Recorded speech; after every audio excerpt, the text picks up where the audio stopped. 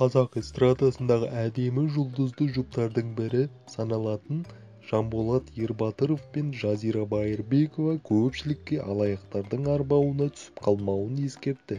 Әншілердің айтуынша, әлдекімдер олардың атынан ұтыс ойнатып жүр. Жазира мен Жанболат Инстаграм желісі арқылы өз жанкүйерлеріне үндеу жасап, олардың атынан жүріп жатқан ұтыстарға қатыспауға шақырды. Жұлдызды жұп бұл ақшалай ойындарға олардың еш қатысы жоқ екенін айтты. Әншілердің сөзінше, алаяқтар олардың суреті мен атын мүлдем рұқсатсыз пайдаланып жүр. Ерлі-зайыптылар енді бұл мәселені заң жолымен шешпек. Біздің суретімізді қойып атымыздан ұтыс ойынын ойнатып жатқандарға сенбеңіздер, деп қанша ескертсем де әлі қатысып жатыр екенсіздер.